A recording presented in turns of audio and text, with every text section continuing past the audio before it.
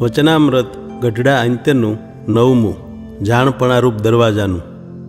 તારીખ 11-10-1826 બુધવાર. સંક્ષિપ્ત સાર પહેલો.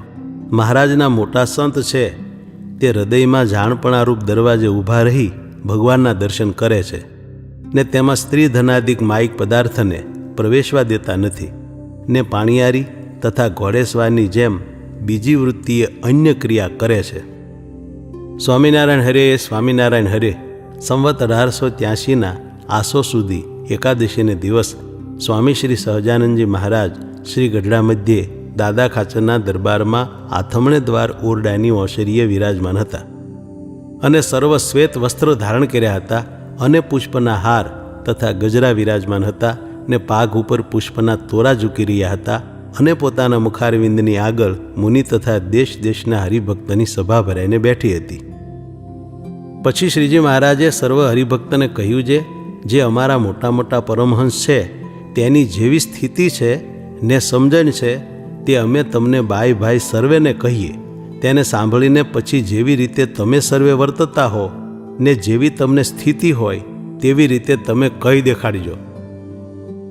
એમ કહીને શ્રીજી મહારાજ બોલ્યા છે, અમારા મુનિમંડળમાં જે મોટા મોટા સંત છે તેને એમ વર્તે છે જે પોતાના હૃદયને વિશે જે જાણપણું છે તે ભગવાનના ધામનો દરવાજો છે.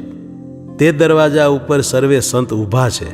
જેમ રાજાના ચાકર છે તે રાજાના ઘરને દરવાજે ઊભા રહ્યા થકા કોઈ ચોર ચકારને રાજા પાસે જવા દેતા નથી અને તે રાજાના ચાકરને એમ હિંમત રહે છે જે કોઈ રાજા પાસે વિઘ્ન કરવા જાય તો તેના કટકા કરી નાખીએ પણ કોઈ રીતે રાજા સુધી પૂગવા દઈએ નહીં. એવી રીતે હિંમત સહિત ઢાલ તલવાર બાંધીને ઊભા રહે છે. તેમ આ સર્વે સંત છે તે જાણપણારૂપ જે ભગવાનના ધામનો દરવાજો ત્યાં ઊભા રહે છે અને એ જાણપણાને માહી જે અક્ષરધામ તેમાં ભગવાન છે તેના દર્શન કરે છે અને તે ભગવાન ભેળું પોતાના હૃદયને વિશે ધન સ્ત્રી આદિક જે માયિક પદાર્થ તેને પેસવા દેતા નથી અને કોઈ જોરે કરીને માયિક પદાર્થ હૃદયમાં પેસવા આવે તો તેનો નાશ કરી નાખે છે પણ કોઈ રીતે જે ઠેકાણે ભગવાનને હૃદયમાં ધાર્યા છે તે ઠેકાણે પેસવા દેતા નથી અને સુરવીરની પેઠે સાવધાન થકા ઊભા રહે છે અને હાનિ વૃદ્ધિ સુખ દુઃખ માન અપમાન આદિક અનંત જાતિના વિઘ્ન આવે તેણે કરીને પોતાના મુકામથી ડગતા નથી. ત્યારે કોઈક આશંકા કરે છે ત્યાંથી ડગતા નથી ત્યારે દેહની ક્રિયા જે ખાનપાનાદિક તેને કેમ કરતા હશે? તો તે દૃષ્ટાંતે કરીને કહીએ છીએ જેમ પાણીયારી હોય તે કૂવા ઉપર જળ સિંચવા જાય છે ત્યારે કૂવાના કાંઠા ઉપર પગ મૂક્યો હોય તેની પણ સુરત રાખે છે જે રખે કૂવામાં પડી જાઉં અને બીજી વૃત્તિએ કરીને કૂવામાંથી પાણી સિંચે છે. વળી બીજું દૃષ્ટાંત, જેમ કોઈક પુરુષ ઘોડે ચડ્યો હોય ત્યારે ઘોડાના પેગડામાં પગ હોય ત્યાં પણ સુરત રાખે અને ઘોડાની લગામ પકડી હોય ત્યાં પણ સુરત રાખે અને દોડતા થકા વાટમાં ઝાડ આવે ખાડો આવે પથ્થરો આવે ત્યાં પણ સુરત રાખે. એવી રીતે આ સર્વે સાધુ છે તે અંતર સન્મુખ દૃષ્ટિ રાખીને ભગવાનની સેવામાં પણ રહે છે ને દેહની ક્રિયા પણ કરે છે ને પોતાની સ્થિતિમાંથી ડગતા નથી.